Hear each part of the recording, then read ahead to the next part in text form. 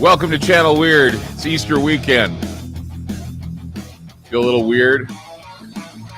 I do.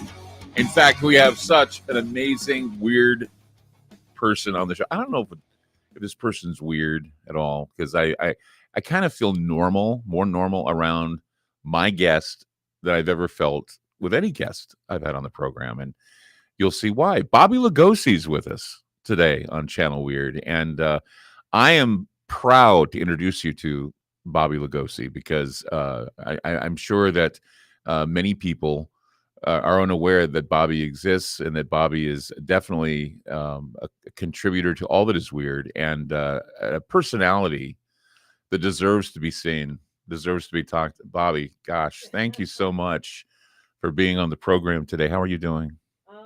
The mic's not on. Can we turn the mic on, please? Are we there? Are you there, Bobby? Yeah. Oh, there you go, Okay, Bobby. cool. There you go. Cool. Gosh, it's nice to have you on the show. Oh, thank you for having me. We've had such a great talk even before the show. Yeah, we have. So we can just go home. We can just go home and say, okay, we had our talk. No, we've been like furiously talking. I don't think that we're going to run out of things to talk about, you and I, because I just feel like there's a connection here. Oh, definitely. Mainly because of our backgrounds in horror and interest in horror films, and I said, right when I met you, I said, you should be a horror host. Is that something that you want to be? That's what I'm working on. Really? I mean, see, and that's the thing, is that I'm getting the feeling that this whole idea of horror hosting is making a comeback. And I remember back when they first got rid of horror hosting because they wanted to put on like late night TV, and they said, well, there's no room for horror hosting. But I'm seeing Svengoolie everywhere. I'm seeing, I'm seeing Mr. Lobo everywhere. And Mr. Lobo is a good friend of mine. I don't know much about Svengoolie, but I do know that many horror hosts are. I remember Dr. Paul Bearer, remember all these things. And then you come along, and I'm thinking, perfect. I mean, you could do a live theater show showing some B horror films or even trauma films. What are your thoughts on that? I actually did just show a trauma film at my last show, Monstro Menagerie, last month. We showed Vegas in Space. Trauma gave us permission to show it, and it was fucking amazing. Yeah, I can imagine. Do you talk to Lloyd at all? Because I could probably get you in with Lloyd, because I'm the Toxic Avenger. I actually haven't. I just emailed them on their website. And well, maybe I need to introduce you to Lloyd Kaufman. Please. I will. Next time he's in town, I need to get a hold of you, because I think Lloyd needs to meet you. I think, because if you are interested about being a horror host, I'm just noticing the comeback. I'm noticing that, even Mystery Science Theater 3000 made a comeback. And I don't know, would you be the type to do these films and make fun of them, or would you give them a background and give them some credibility? I think a little bit of both. I actually, just for fun, have been watching vampire movies on my Instagram and just live commenting on my stories, and it's been pretty hilarious. I'm also and I commented about this earlier too, I'm also fascinated with your makeup and how original it is. You could have come off looking like a death metal person, but no, you definitely, where did this inspiration come from? It definitely excuse me. It comes from drag, for sure. Yeah. I was a professional clown for 10 years, so some of it is I learned how to paint my face from clowns. Okay. That's why it looks so even. It's like, yeah, it is even, and it's, I always look at things, because I was like saying earlier, I says at least Gene Simmons isn't going to sue you, but it's really great work. And you're back. You said you had clowns. You were a clown, a professional clown, and you worked for the circus. I did. How long were you in the circus? I was in the circus for about 10 years. I recently kind of stopped over COVID and decided to focus all of my energy on drag. And kind of trying to figure out how to become a horror host. And I will actually be hosting a couple events coming up soon. I'm the new drag booker at the Peculiarium.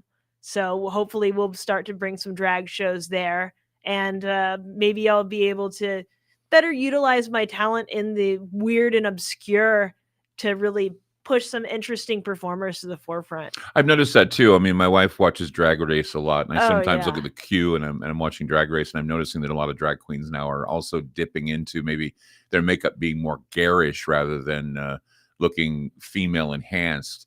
And I'm beginning to notice that, thinking, is that a trend now to be garish is. instead of, so It you can is. tell that it's drag rather than, because I always look at drag queens as being like clowns. I mean, what are your Yeah. thoughts on Oh, that? oh yeah. Well, some of them are. Some are more impersonators, and some are clowns. It just depends on the person. Because Yeah. I mean, it's like that's how they are. It's just that they're a different type of clown. Yeah. Not in a funny way, but they are. It's the masquerade. It's the Oh, idea of for becoming sure. someone else. It's the idea of, fooling you. Yeah. And I think that's what I think people lose that essence in clowns. Clowns can be terrifying, but they're also meant to fool you. That's why they're based on the trickster. That's why people are so fascinated with things, characters like the Joker for that reason. Yeah.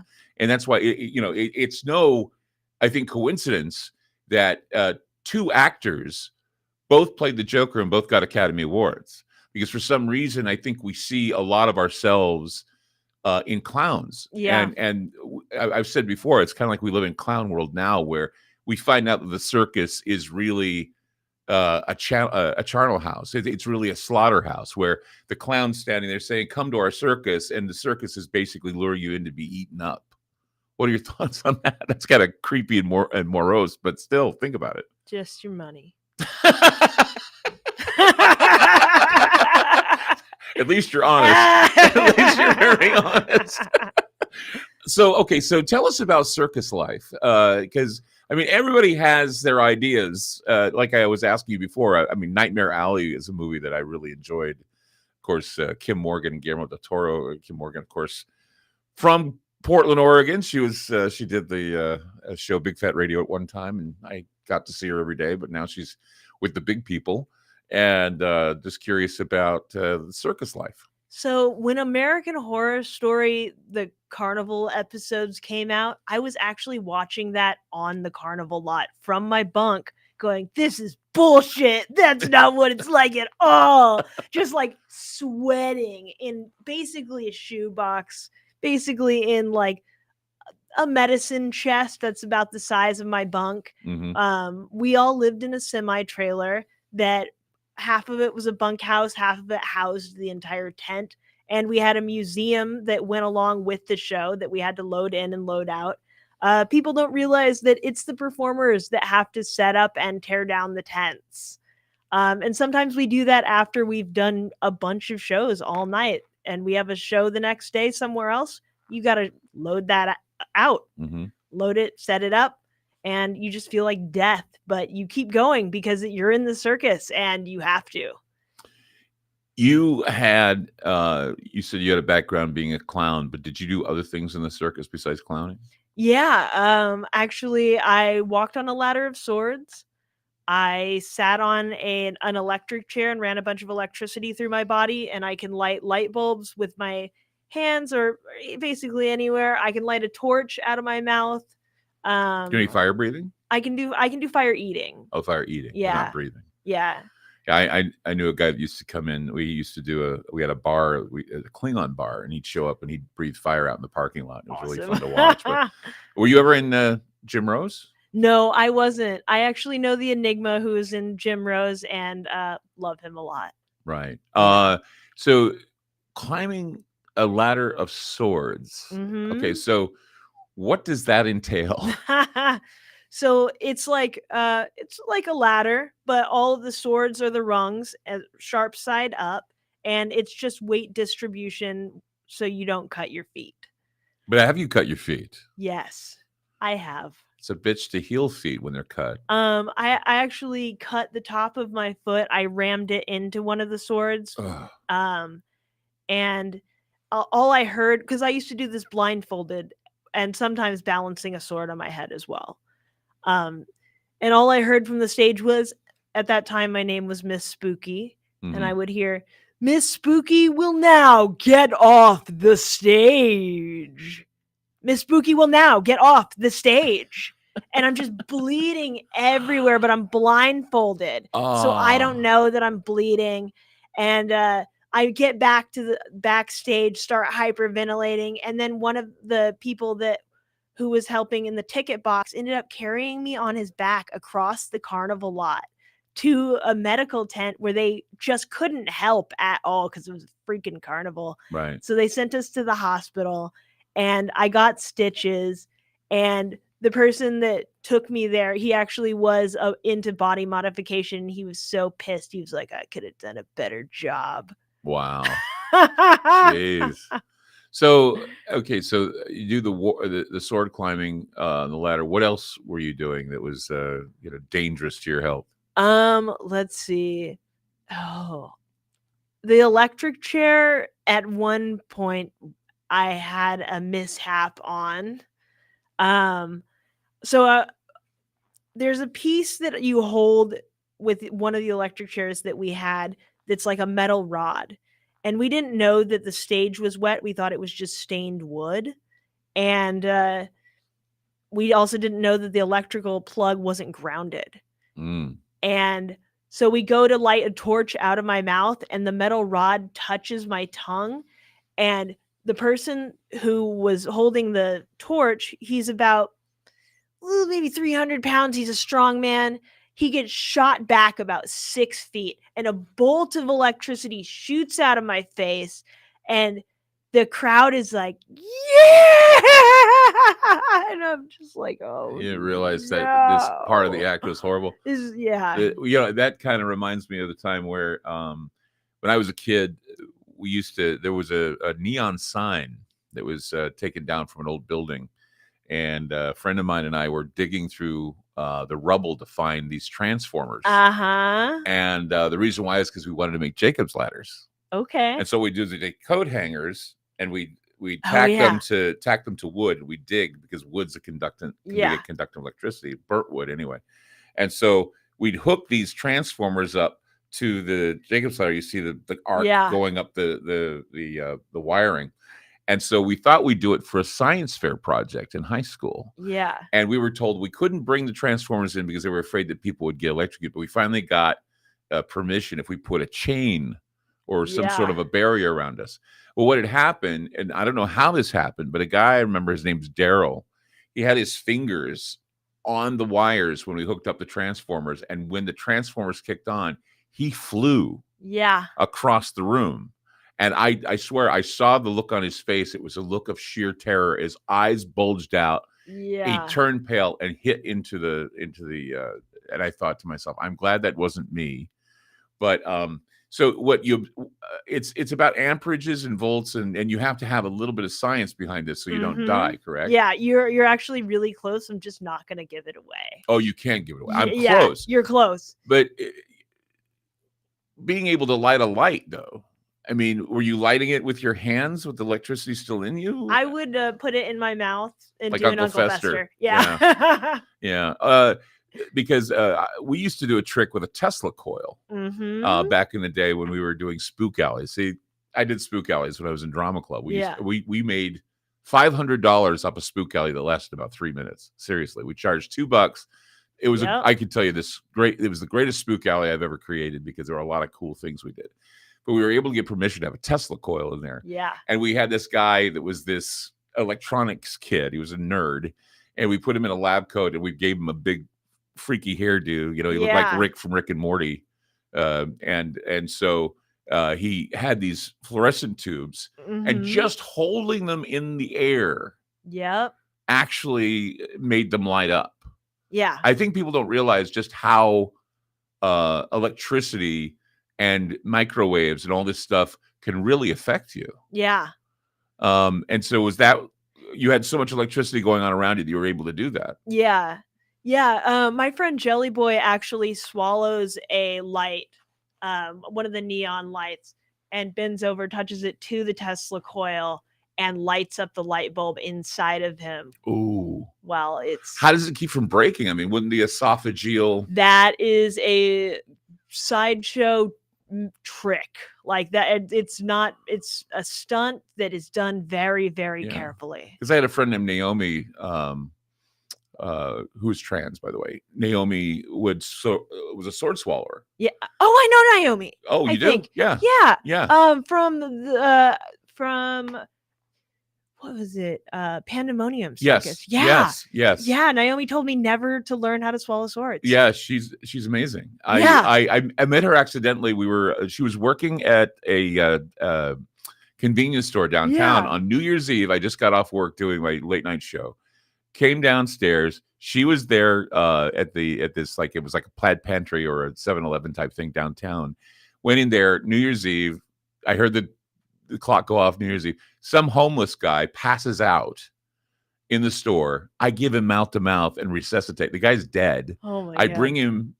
I get his heart rate going again. We call the police and the fire, and they come and they take him away. And so Naomi takes me in the back. She says, "You deserve this." She uncorks a thing of brute champagne. We're both drinking champagne and eating bad sandwiches in the back. Yeah. And we become really good friends. And she performed at one of our gatherings, and she says, I don't think you knew this, but I know how to swallow swords. And I said, what? She says, yeah. And so she was swallowing swords. Yeah. And I'm like, it just makes me uncomfortable. That's to because see that she was really good. Huge swords. Yes, I know. Naomi swallows huge swords. Yes. And also Naomi's had several accidents. I didn't know that. Yeah. I haven't talked to Naomi in ages. I don't know where she is. That's these days. why she told me don't ever swallow swords. Because she's been in the hospital a couple of times from it. What about those who eat light bulbs? I've seen that. Ooh, Drinking Windex. I've seen that. Very bad history with eating light bulbs. Tell me about your bad history with eating light bulbs. Well, first ladies and gentlemen, this is what you pay for. Let's talk about eating light bulbs, Bobby. First of all, don't do it. Don't do it. Don't do it. Don't do it. Don't do it. Don't do it. Don't do it ever. No one out there ever do this. Right. My teeth are absolutely fucked. Not that you have fangs now. They're absolutely fucked. I'm so bummed about it too. Like it ground down my back teeth. Oh man. And now they just kind of like sometimes they just shatter. Oh man. And like I've had to have so much dental work done from eating glass that it's just, if I could go back in time, you know what? I might do it again. All this for the money. Yeah, I needed the money. You need the money. You were young. You needed the money. I was young and I needed the money. And that's the thing is that it takes, I think, a lot of courage to say to yourself one day, yeah, I'm going to eat a light bulb for money. Or I'm going to put myself through some sort of, I mean, I've seen in my lifetime those people that like to put hooks in their bodies and hang. You've seen that too, right? Suspension. Yeah. What about that? Is it? Do they do that for the adrenaline rush, or do they do that for the? I mean, I hear that afterwards they feel really good when they do it. Yeah, I think some people do it. They do it for all different reasons. Just like they're on some kind of trip about how they need to change their life, or like, well, you know what, the fuck ever. Well, they're the same reason people get on like weird diets and like experiment with religion. Like, I'm just going to throw myself up on some hooks and, like, have a religious experience. I've never heard it that way before. Yeah, it's like, yeah, that's the reason that most of my friends have done this, is because they say it, like, really changes their life. It's an out-of-body experience. Really? And it's not something I want to do, but they can do it. I'll watch. Okay, so we've talked about everything you've put yourself through. Swords, light bulbs. Let's see, what else? What am I missing here? Electricity. The electricity. Now what? What else? Fire eating. Fire eating. Tell me about that. I'm not the best fire eater, but I can eat fire. I've got some friends. My friend Insectivora is an amazing fire eater out of Coney Island. Insectivora was pretty famous in the 90s. She's got her whole side of her face tattooed, and she was the face of Coney Island Brewery. Oh, okay. And she's just iconic. When I went out to the sideshow, she was my roommate, and I could not believe that this person that I looked up to so much suddenly was my roommate. And then for the next couple of years, we just sat in each other's farts in our bunk. What a great lifestyle. Yeah. You know, the person you look up to the most. Right. Well, today on Channel Weird, it's Bobby Lugosi with us, and it's a fascinating trip about the circus. And coming up, we're going to find out more about her personality, and we'll just a whole lot more to get to right here on Channel Weird. We'll be back.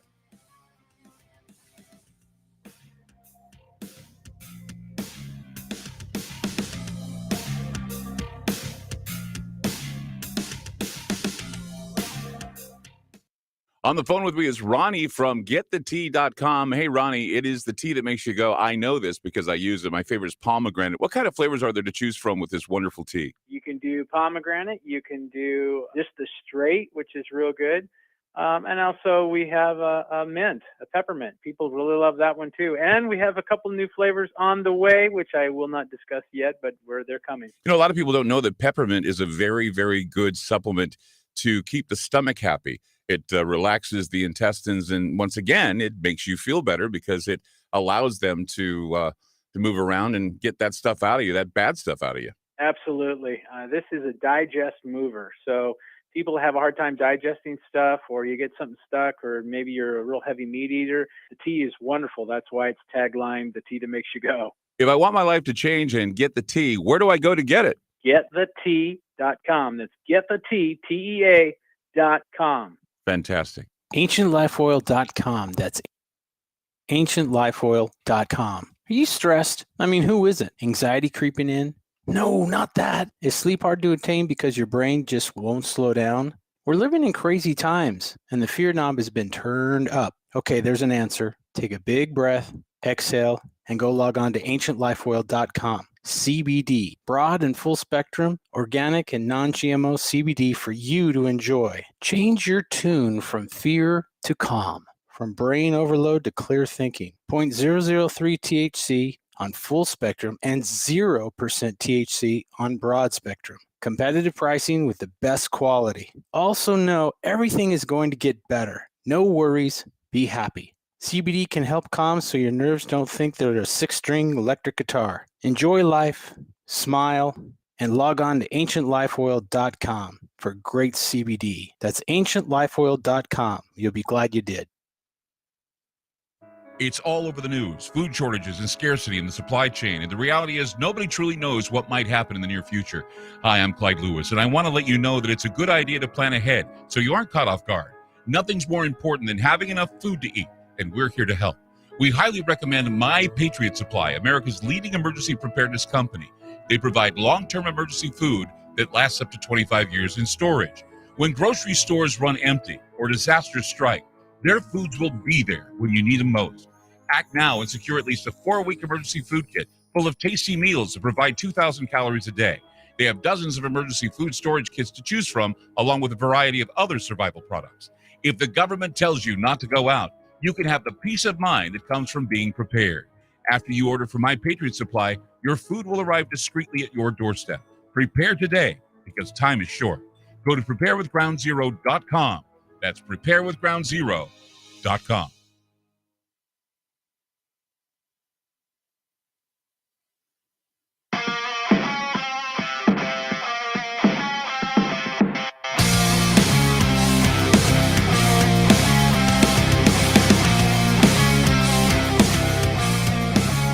Welcome back to Channel Weird with Bobby Lugosi. Today, I'm Clyde Lewis, talking about love, life, the circus, and all these other cool things. I mean, come on. This is awesome. I'm enjoying myself because Bobby's such a wonderful human being, such a interesting profile, and I'm always fascinated with people who, you know, are performers. And when it's like circus performers have it in their blood for some reason. It's like your soul is somehow chosen to be like that.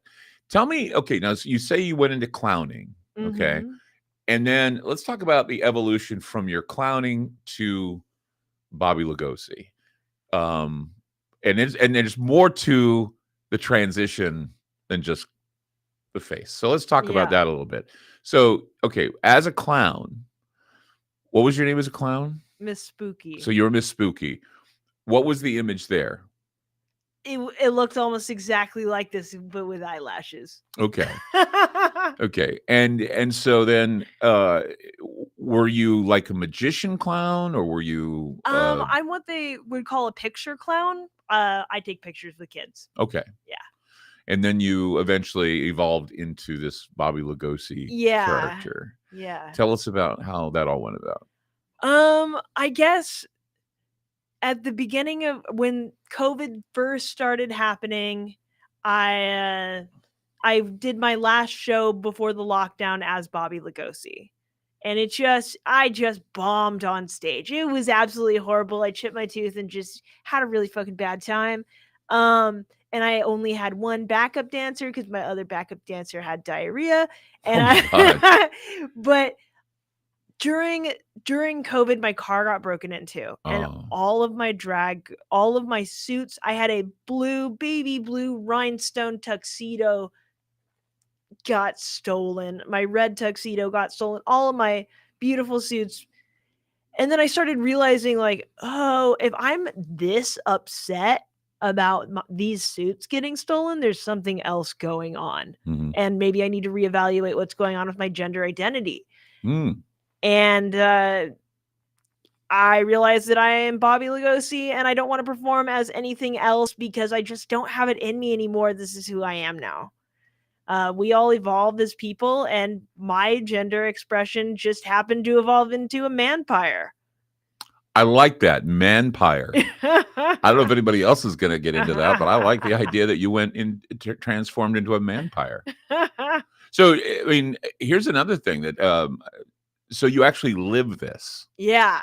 So is there any time where the manpire face comes off, or are you like living this when you wake up every day? And I mean, I know that sounds weird, but I mean, you look at other performers that have worn masks or what. Like, I mean, I was a Kiss fan, you know, when I was a kid, and I still am today. And I remember it was, I think, Bill Aucoin or Sean Delaney who were the managers for Kiss, and they said, you're either going to live these parts and take it seriously, or you're just going to throw the makeup off altogether. And so whenever Kiss made appearances, they were always wearing their makeup. They never took it off. And so that was the biggest mystery of all, is what do these guys look like without their makeup? Yeah. Are you that kind of a person? You just wouldn't recognize me outside of this. My whole face is tattooed, and I look like somebody stranger danger. Really? It's funny what makeup can hide. Yeah. But it just goes to show the creativity of it all, right? And that yeah. And then of course you said you made a transition to male. Yeah. And so how did this come about? Was it always in you to feel like there was something missing and that you wanted to just evolve like that? I've always been sort of in a spectrum rather than in a binary. I've always been like a they them, leaning more towards he him rather than she. I've never really been a she her, except for this one time when that's a long story. Long story. But yeah, I don't know. I don't know. This is just who I am now. Oh, that's great. And you know, and that's another thing. I mean, it brings up a lot of interesting conversation with regard to understanding and understanding that, you know, here we are living in times that are just bizarre. Yeah. And I think people have a hard time dealing with bizarre. I think they have a hard time dealing with weird. But I mean, deep down, I think it takes a lot of courage in a lot of respects to say, this is who I am and this is how I'm going to live my life. I remember back, I was very depressed in my life, and I went to a psychiatrist, and the psychiatrist said to me, do you remember a time in your life when you were very happy? And I said, of course, it was back when I was a kid and I was really into old horror films and sci-fi and comic books and all this stuff. And the psychiatrist said to me, she said, why don't you go back to that? And I said, why? I mean, I'm grown up now. I don't play with toys anymore. And she said, what makes you think that, you know, you should deprive yourself of going back to those things that made you happy? Oh, yeah. And I said, I guess you're right. And so I turned it into a career. Yeah. And I think that's probably what you did. You Yeah, not only turned it into a definitely. career, but you turned it into your full life. Yeah. How does that? I'm just trying to. I mean, I don't know if you can describe it, but how does one make that decision? How does one wake up one day and say, "I'm going to be this for the rest of my life, or at least for the time that makes me feel good"? First of all, you have to have severe mental illness. You just got to be totally insane, just balls to the wall, just insane. Hmm. And I am, so it works out. Not for everybody, but for me, that's where I was a clown. So you embrace your quirkiness, You don't just go into clowning. right? You have to have you gotta be something going on. Do you think a lot of the tension and a lot of the misunderstanding is that people just don't understand that people want to basically express themselves by embracing their quirkiness? Yes. I mean, why Yeah. can't we accept that? That's a whole world. I think people are secretly quirky, and I think that a lot of them are afraid to express their quirkiness. I mean, I'm not saying, go do something that's going to hurt people or hurt other, but I'm saying that and I wasn't happy until I started, exploring the things that made me who I was. And a lot of it was the interest in things that were just strange. A lot of people don't want to stand out because that's scary. It was working for you, right? It's working for me. I mean, when I don't look like this, I actually get less respect. I will get followed in a grocery store because my whole face is tattooed. If I don't dress up, actually the Enigma from Jim Rose told me, because I'm so heavily tattooed, to always present nicely because you never know who's going to be around, but also that's how you're going to get treated the way that like a human. Do you feel more comfortable in your Bobby Lugosi skin than you do in your other? Yeah, I do. I know that people see this and they say, "Oh, it's a character. Oh, that's funny or whatever." But then they see me outside of this and they're like, "Oh, that is a scary person that I need to grab my kid and take them away from them." And I don't know. It always goes back to the Joker too, because I remember when I was a kid, I used to watch the Batman serials, and I said to my mom one day, I said, when the Joker shows up to the bank, why don't they just call the cops? They know that the Joker's there, And my mom said, because in the future, people are going to be living their lives, and it may even mean painting their faces. Mm-hmm. And I thought to myself, seriously? And now I'm older, and I'm seeing that now. I'm seeing that, the idea of masquerade, or the idea of, we all hide in some ways behind our masks, behind our darker senses. People do it people do it in the dark, or they do it when they're not looking. But there are others that have the courage to put on that persona and have that persona and not worry about what other people think. I mean, there's got to be that moment, and I can only express it as what Robert Anton Wilson called Chapel Perilous, where there's got to be that moment where you say, fuck it. I'm going to do what I want to do, and if it makes me happy, who cares what other people think? Is that your attitude? Yeah, pretty much. Yeah, and it's gotten me in some trouble, but it's pretty much worked out. Really? I'm a vampire now. Well, so but trouble in what? The idea that people don't understand it, so they criticize it? I mean, yeah, it's enough to be trans, but being a vampire, it can a manpire? It can be dangerous. I don't necessarily want to get confronted on the street by strangers, but it happens, especially because I actually probably need to take this off of my jacket, but my jacket says Bobby on the back. Yeah. So a lot of strangers just start yelling my name, and it isn't necessarily safe for me to be a trans person walking around with people that just screaming my name and me not knowing if I know them or not. But that's the part of celebrity. You're calling attention to yourself. Yeah. Now you need to understand that. And you're more flamboyant. And so you're going to have to probably eventually swallow the medicine that people are going to yell your name. People are going to recognize you. And for good or bad, they're going to find you to be either entertaining or, turn them off. Hopefully it's entertaining. Well, agreed. Agreed it's entertaining. And like I say, I mean, when I first met you, I'm thinking immediately, you need to be on TV more. You need to be seen by people. You need to express yourself. This is stuff that I think people like to see. Yeah. I mean, it's crowd pleasing, and we don't have enough of this. I was telling someone the other day. I said, I'm in this part of my life where COVID-19 has literally leveled me. Because I'm the type of guy. I mean, like I said, I was, involved with this bar here in Oregon where we had a Klingon that sang rock and roll songs in Klingon. We had another Klingon that sang. We had a stormtrooper from Star Wars that sang, and we did Klingon karaoke, and then we had people dressing up in Matrix costumes or dressing up in slave Princess Leia outfits and showing up to a bar. That was fun. Yeah. That was something to deter us from all of the crap that was going on in the world. We need something like that now. Oh yeah. To shake things up. Definitely we do. We do. And that's something that I think about a lot. When you said crowd pleasing, that's what I'm trying to do. Like I want to do the hits. Like Vampire, I'm coming out here with classical vampire realness. Right. Like, I'm not trying to challenge you. I mean, I am a manpire, but I'm not trying to like throw my queerness in your face. Right. I want to have a good time. I want to give a good show. Right. I want to give you what you want to see from a vampire. Okay, so let's talk about queerness in the face. The militant queerness in the face right now, do you think is a detriment?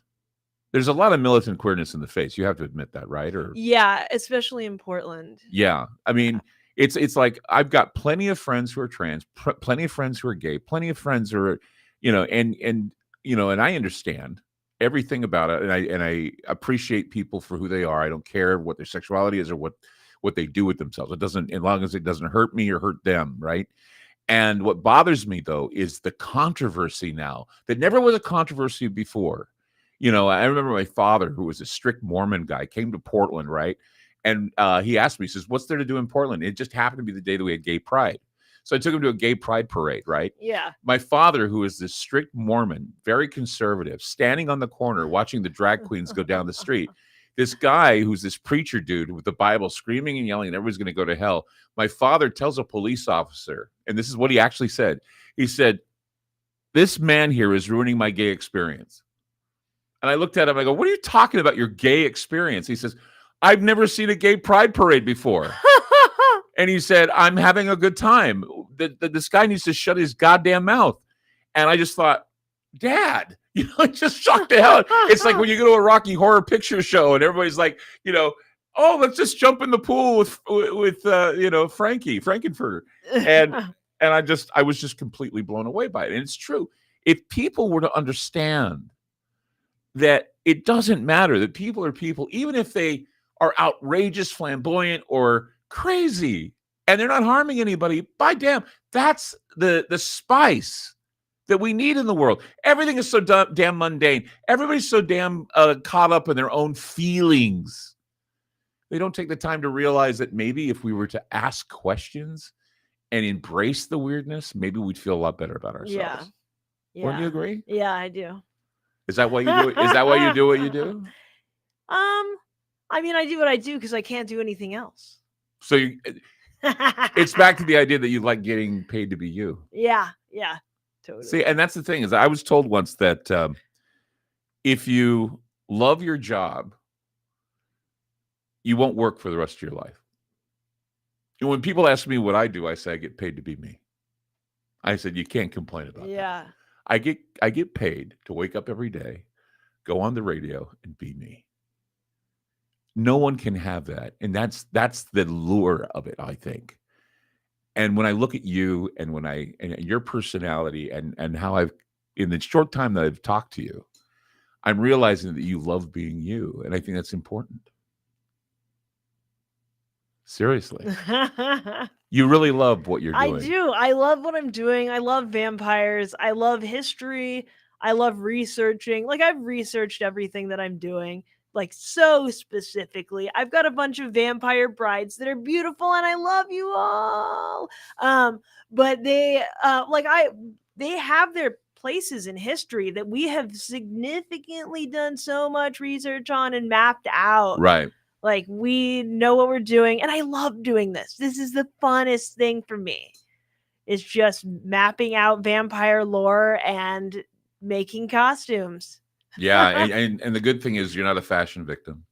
I see a lot of goth kids that are fashion victims, and I wonder, someone needs to dress you better. The suit isn't like, I have a nice suit. I think you do. We're going to talk about that suit coming up. Bobby Lugosi with us, and so glad to have him on the program. We'll be back with more. Don't go away.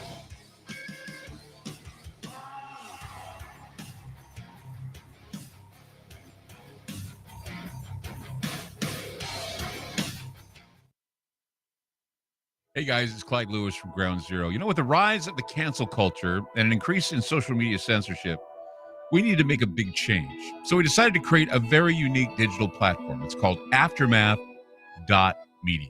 It's an exclusive online multimedia library featuring an interactive social media section with a chat room, videos, audio clips, archived Ground Zero podcasts, documents, books, and magazines. Our news aggregator provides current news relating to many of the topics we cover. We're expanding our research and study groups as well, which presently includes Tracy Twyman, William Cooper, Mae Brussel, and Jim Keith. Also, check out popular podcast Conspirafact with Wes and Bill. Updated apps will be available soon. The monthly subscription for Aftermath is only $10 a month, and if you sign up now for the yearly subscription, it's only $79. You want to hear the shows you love and support Great Talk Radio. Go to Aftermath.media. Again, that's Aftermath.media.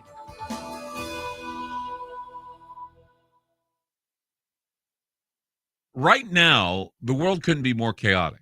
History shows us what gold does when the world goes crazy. It goes up in value. Right now, we're in unprecedented times. The pandemic, the war in Ukraine, the devaluation of the U.S. dollar. Gold and other precious metals are a defense measure against the hyperinflation that's happening right now. So, what can you do to protect yourself?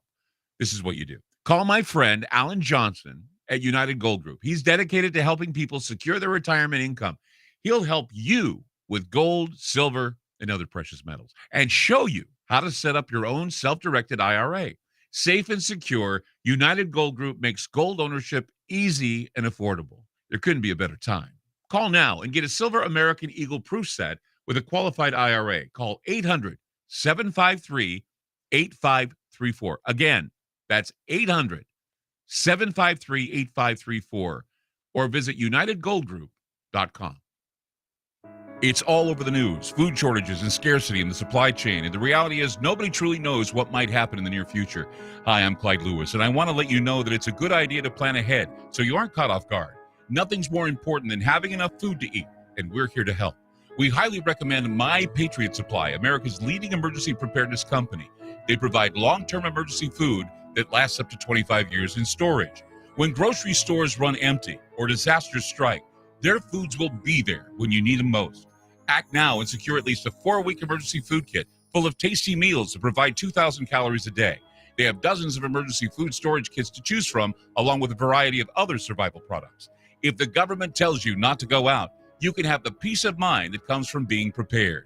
After you order from My Patriot Supply, your food will arrive discreetly at your doorstep. Prepare today, because time is short. Go to preparewithgroundzero.com. That's preparewithgroundzero.com.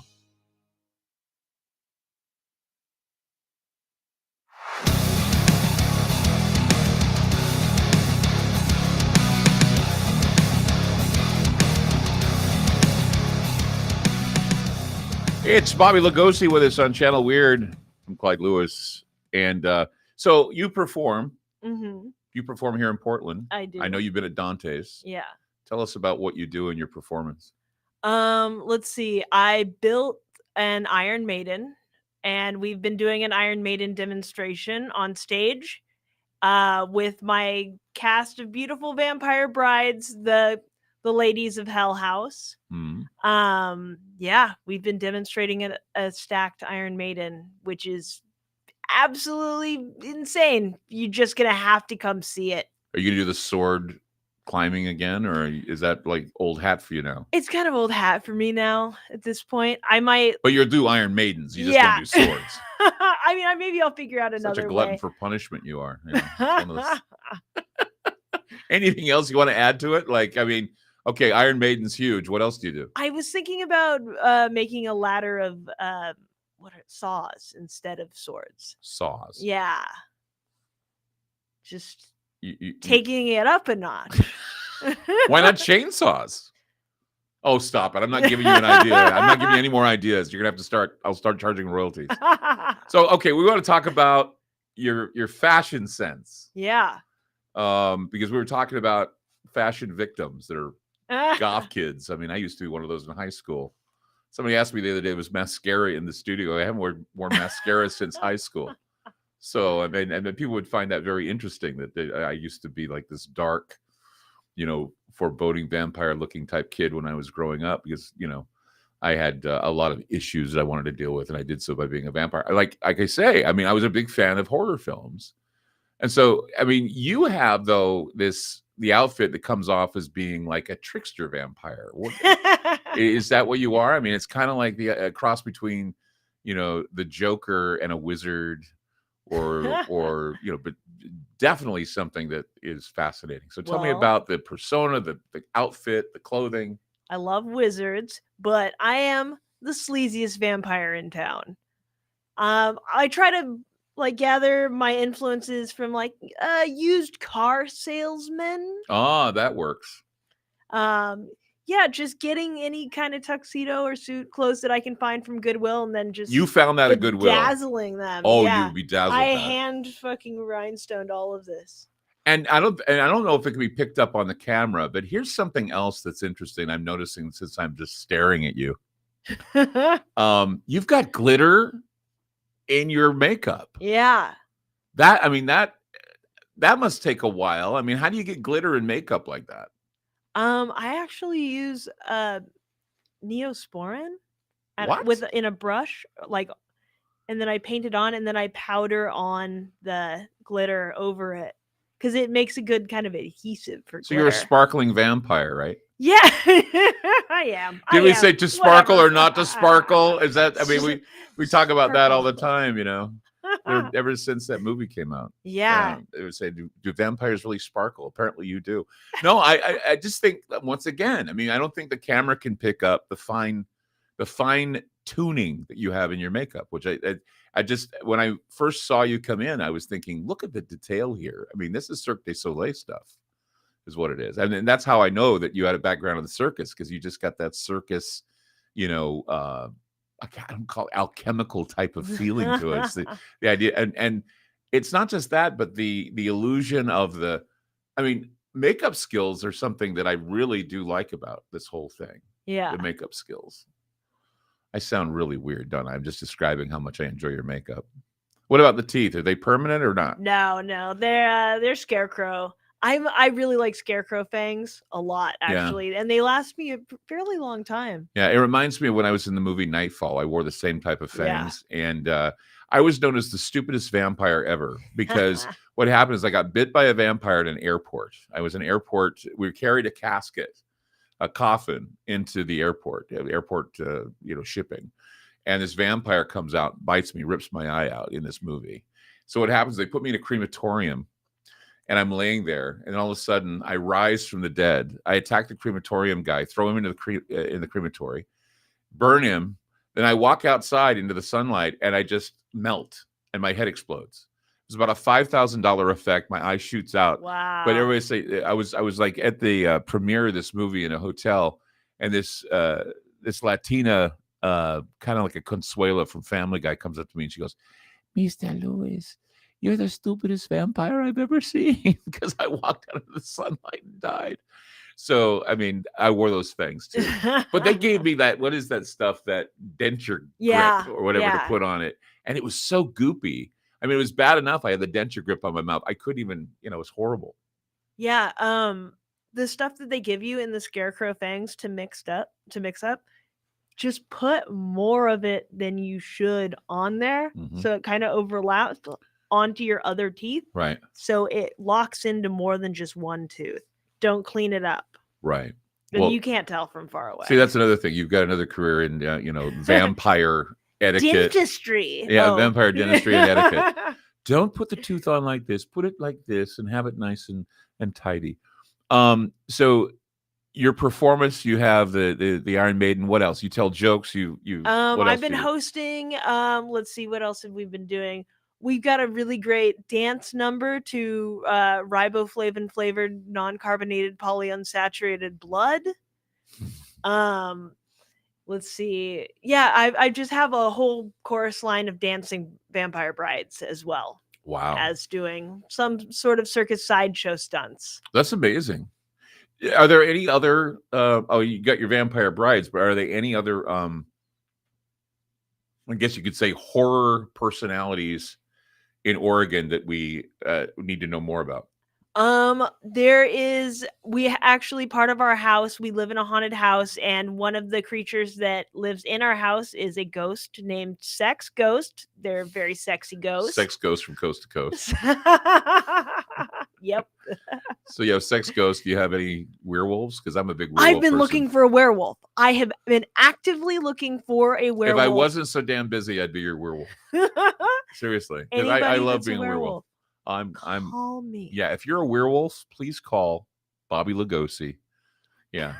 Or we've got Bobby Lugosi's website. I'm sure that we could put up there. Yeah. People who are werewolves can call Yeah, you. please. I'm looking for werewolves. So it's like, the Monster Squad is you're trying to develop a Monster Squad, and it would be once again. Thank you so much for what you do. I'm so happy there's someone like you out there, because I've gotten this feeling ever since I was talking with Mr. Lobo and others that horror hosts are making a comeback, or the idea of the horror floor show, or the idea of a circus horror sideshow is actually making the comeback.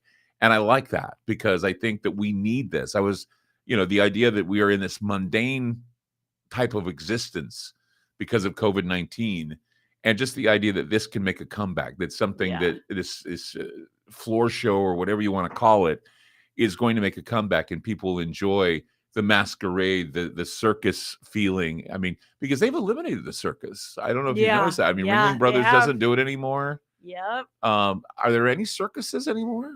Cirque du Soleil has a couple of traveling units. There's the Culpeper and Merriweather Circus that's still out. There's a couple, but only a couple. And most are just doing, like, I don't know. We worked with Circus Vargas, or we were on the same spot with them. I used to see Circus Vargas in Argentina. Yeah. They go to Argentina a lot. Awesome. But is it because of the animals? I think that's why they're shutting down circuses. A lot of it's because of the animals. I would say that that's probably the primary. But why don't they then say, okay, well, we're going to eliminate the animal thing. Let's go back to the magic. Let's go back to the carnival-esque, mind reading, the carnival-esque, the circus sideshow stuff, the bearded ladies and all that stuff. That'd be kind of fun. Every couple of years it pops up again and has kind of a resurgence, but it just hasn't seemed to maintain. I mean, I guess it has maintained throughout history, but it hasn't just stuck as something that it used to be. It's because of the internet? Probably internet and TV. Yeah, because I mean, what you can't do under the big top, you can do on TikTok, right? Mm-hmm.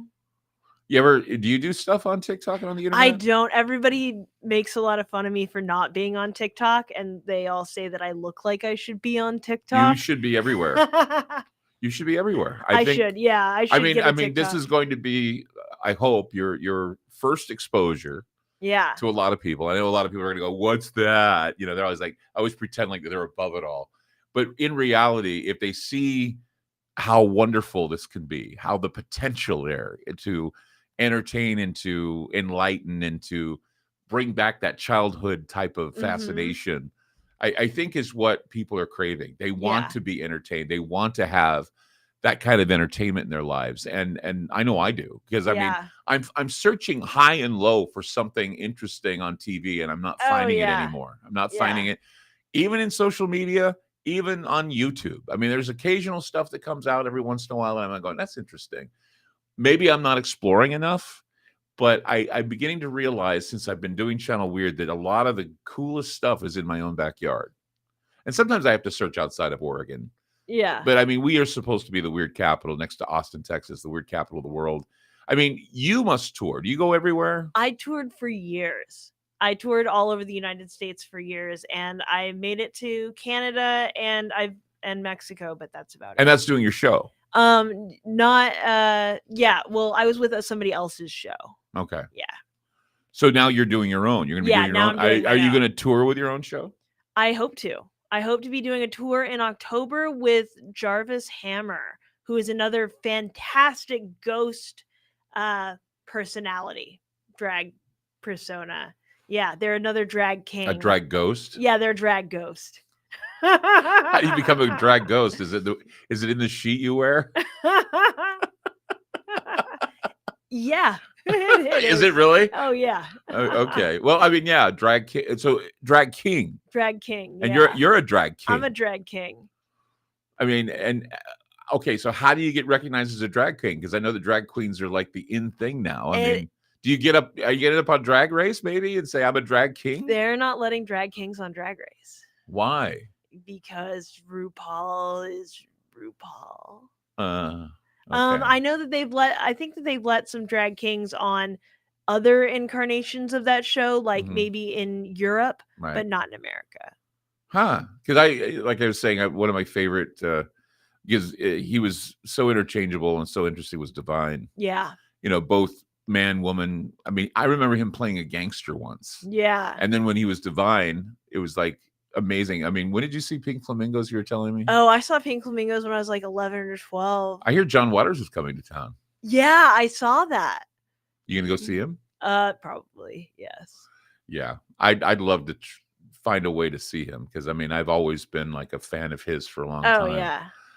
Because like, you know, we all have our experiences where, you know, it's like when you're younger, you're like, go see a John Waters movie, you know, you're kind of breaking a taboo. You're ending up in the Rocky Horror Picture Show, and you're breaking a taboo. And were you ever a Rocky Horror person? I did like Rocky Horror when I was a lot younger. It really influenced who I am now. Now I'm a little bit on the fence about it, just because of what Richard O'Brien has said about gender. What did O'Brien say? Just that trans women aren't real women. Oh. And so that's wrong. And fuck. You mean pre-op? You mean pre-op or post-op? You know what? If you're a woman, you're a woman. It's not what's between your legs, between your ears. Is that what it is? Yeah. Okay. Because I mean, see, that's the thing, is that there's so much I don't know, so much mixed opinion now. Yeah, I just believe if you're a woman, you're a woman. If you're a man, you're a man. You're they, them, non-binary, you're non-binary. Right. But Richard O'Brien said some like weird stuff about like trans women, and also even though he identifies as, I believe, 30% female and 70% male, he still has like dated opinions on gender, and that really sucks. But he's old. But yeah, okay. I'm old too. I mean, I don't know. I don't consider myself old. I mean, I'm 17 until I stand up, and then I know I'm not. But you know, and that's the thing. But okay, now I have to admit something to you. You know, while I embrace all of it, I am having problems though with a lot of the conversion here. You know what I'm saying? In other words, I have to get in the habit of saying they, them. You heard me screw up in the beginning, right? I have a problem with they, them. I'm having a problem. Well, I have no problem calling someone who's trans a him or a her. I don't, and I don't want to dwell on their pre-existing existence. And so in the process, the learning curve for us older people can be a little hard. We like to think of ourselves as sophisticated and hip. And because, you know, listen, I mean, this is something that's been around for a long time. But I think that the independence now is somewhat happening so quickly that people my age are saying, well, okay, so how do we do this? Because we want to respect. Oh, totally. And yeah, that's something that I've been running into with my parents as well. How old are your parents? My parents are like 73. Oh, so you're probably older than I thought you were, right? How old do you think? How old do I think you are? Yeah. Probably 22. Oh, no. No. Seriously? Yeah. 30. Yeah. 40? No. 35. I'm 33. You're as old as my son. You could be my son. I could be your son. I'd adopt you as my son. I don't care. I would. Now I'm your sonpire.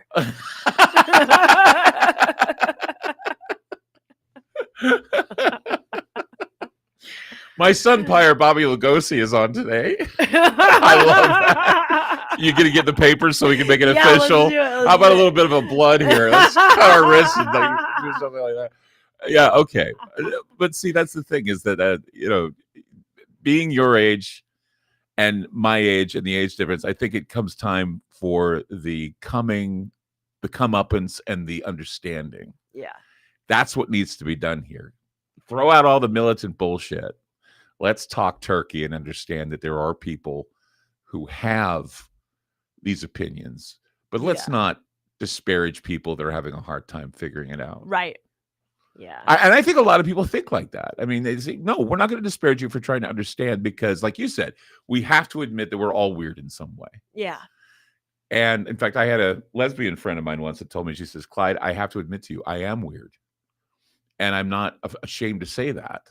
But that doesn't mean I don't need love. It doesn't mean I don't deserve love. And I agree with you. I mean, just because it's something that it's not your cup of tea. Yeah. Don't act like you can't love somebody for who they are.